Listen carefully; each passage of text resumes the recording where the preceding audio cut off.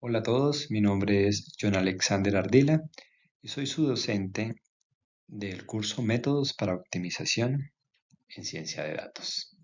Bienvenidos a la unidad 2, tema 2, en el cual hablaremos acerca de la formulación, solución e interpretación de problemas de asignación de tareas en ciencia de datos. Una gran pregunta de interés es qué empresas y en qué casos utilizarían el modelo de optimización de transbordo o de asignación. Y aquí les comparto una noticia bien interesante que a pesar de que es del 2017, siento que cambió gran parte de la economía local en Colombia. Y corresponde a que la General Motors decidió quitar su base de operación de Brasil y agrupar a 8 países de Sudamérica con una sede específica en Colombia. ¿Cómo hizo la General Motors, entre muchos aspectos políticos, legales y demás, tomar la decisión de quedarse con Colombia como centro de operaciones para 8 países y dejar de estar en Brasil? Uno de los análisis que podemos hacer es que el problema de optimización de transbordo y de asignación en algún momento nos ayuda a determinar cuál es la función óptima o los resultados óptimos para poder minimizar toda la operación de una empresa como la General Motors, sujeto a un gran conjunto de restricciones. Entre esas restricciones y entre los parámetros hay información acerca de capacidad de producción, acerca de los costos de transportar de un punto a otro, acerca de la velocidad promedio en kilómetros por hora en cada una de las ciudades intermedias y principales de un país, etcétera. Todo esto puede ser involucrado en un modelo de optimización asociado al problema de transporte, al problema de transbordo y de asignación, donde al final nos puede dar como resultado qué punto de fabricación asignar para cada uno de los negocios de acuerdo a unas demandas específicas.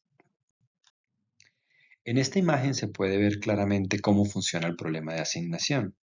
Parece similar a un problema de transporte, pero hay un gran cambio entre las restricciones de origen y las restricciones de destino.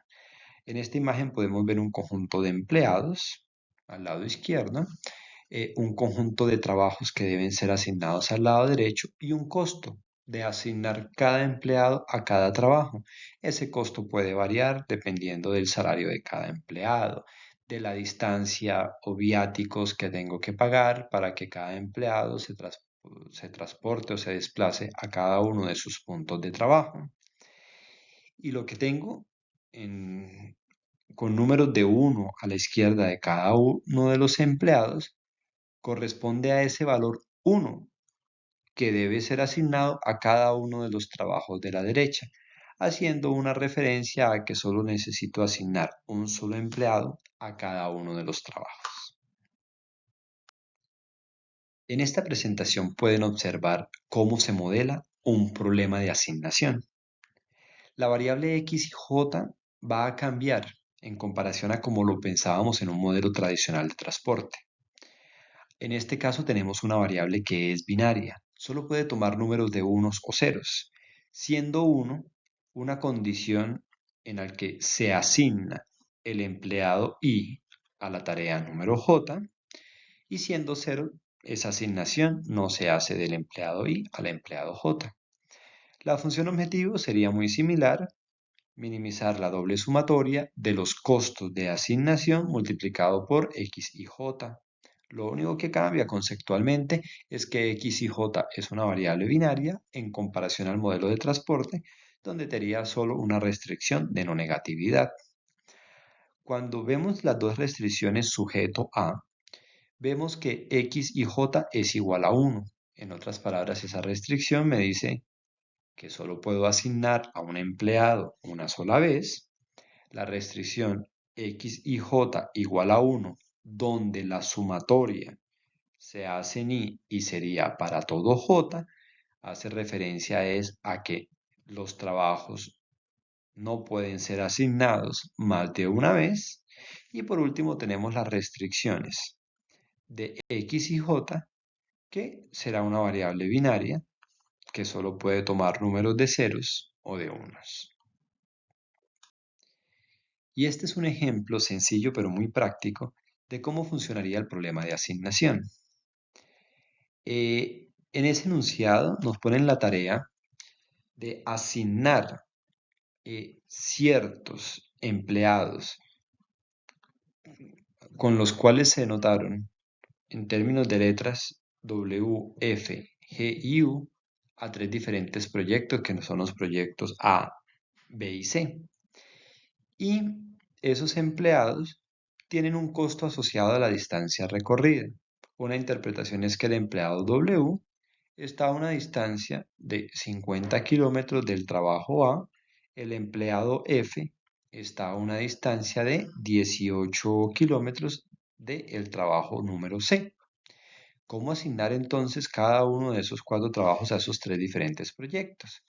En el grafo ustedes pueden identificar la representación de la red de esos cuatro puntos que son empleados con puntos de llegada que son tres proyectos y cada uno de los costos asociados a una asignación. Y en esta presentación podemos ver ya en términos numéricos cómo funciona la formulación de un problema de asignación. Para este ejemplo, la función objetivo sería minimizar 50x11 más 36x12 más 16x13 y así sucesivamente, donde 50 es el costo de asignar el empleado W a la tarea A, que es lo mismo que decir x11 para este ejemplo. Miren que la restricción de agentes tiene como primera restricción que x11 más x12 más x13, es decir, permanece fijo el empleado número 1, en sinónimo el empleado número W, que puede ser asignado a cada una de las tres proyectos A, B y C, y la suma da menor o igual a 1. ¿Qué quiere decir en este caso? No es exactamente igual, es menor o igual a 1. Quiere decir que alguno de los empleados podrá tener 0 en todas sus variables. Si x11, x12 y x13 toma el valor de 0, quiere decir que el empleado 1 o el empleado W no fue asignado a ninguna tarea. Cuando pasamos a la restricción de las tareas, yo sí necesito que el x11, que el x21, que el x31 y que el x41 sea exactamente 1, porque requiero que la tarea A, que es la misma tarea 1, sea asignada. Por eso no dejo el menor o igual, porque corro el riesgo en que la tarea quede sin ser asignada. Al final tengo mis restricciones normales, que x11, x12, es decir, todas las posibles combinaciones de x y j serán únicamente 0 o 1. Y en esta diapositiva podemos ver cómo el problema de asignación se puede resolver en un lenguaje de programación Python utilizando Google Colab o utilizando Jupyter Lab o cualquier otra de las plataformas. El problema es muy sencillo, ahí podemos ver cómo esos cuatro empleados no fueron llamados W, F, G, U, fueron llamados employee 1, employee 2, employee 3, employee número 4.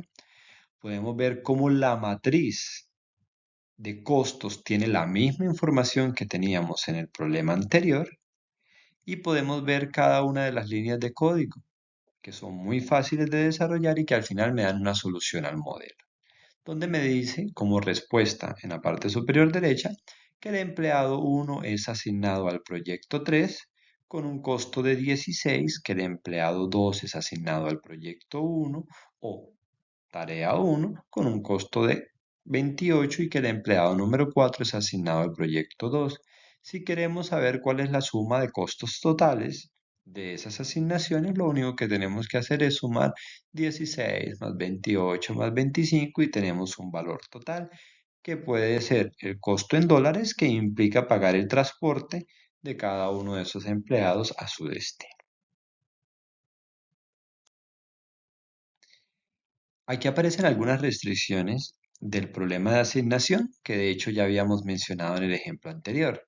Por ejemplo, ¿qué debo hacer cuando el número de agentes excede el número de tareas?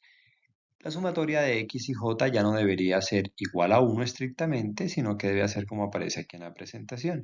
X y j debe ser menor o igual a 1.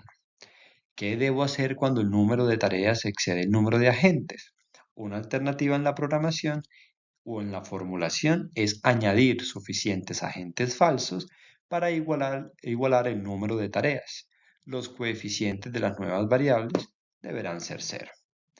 ¿Qué debo hacer cuando las asignaciones se hacen a un ritmo, término de beneficio? Es decir, quiero maximizar los beneficios, pues el problema deja de ser un problema de minimización y se convierte en un problema de maximización de beneficios, donde en lugar de tener un parámetro de costos, tengo un parámetro asociado a los beneficios.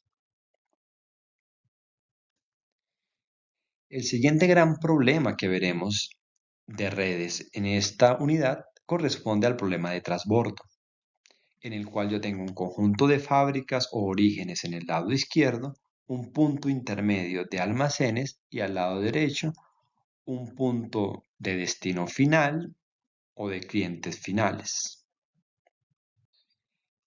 En esta presentación vemos un ejemplo claro de cómo se comporta el problema de transbordo.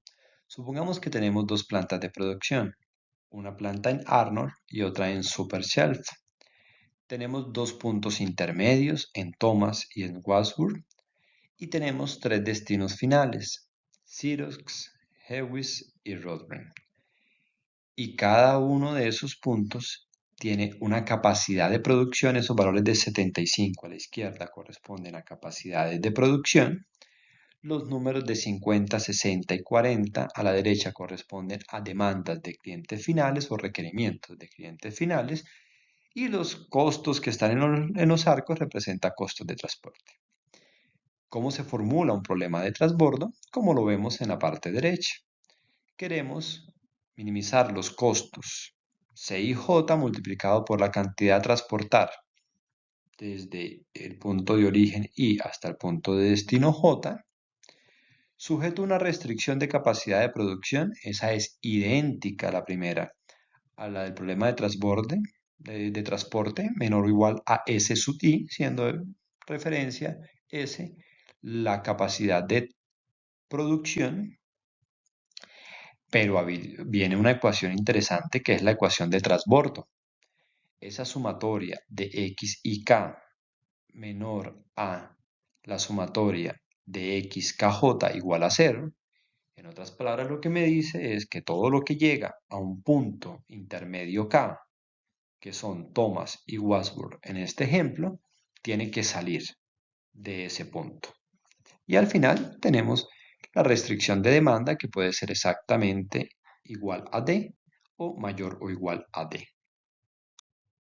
En este ejemplo pueden darle pausa al video y poder ver con tranquilidad cómo se formula el mismo ejercicio que teníamos antes en información matricial, y aquí podemos ver cómo la función objetivo es 5x13 más 8x14 más 7x23, que en otras palabras está buscando la relación de los costos asociados desde cada uno de los puntos 1 y 2, que son los puntos de origen, los puntos x2, 3, x2, 4, que serían esos puntos intermedios, y al final los puntos 3, que se van a los destinos finales.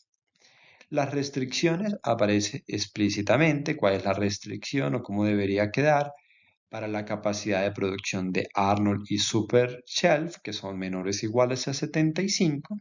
Las restricciones de transbordo también están para Thomas y Wadsworth. Y finalmente están las restricciones de demanda.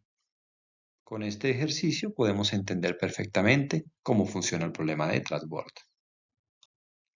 Y para cerrar el análisis de esta unidad, podemos llegar a la conclusión que el problema de transbordo y el problema de asignación son extensiones del problema de transbordo, de transporte, que existen diversas variaciones del problema de redes y de asignación, y que es necesario entender muy bien la formulación de los problemas en redes antes de empezar a programar.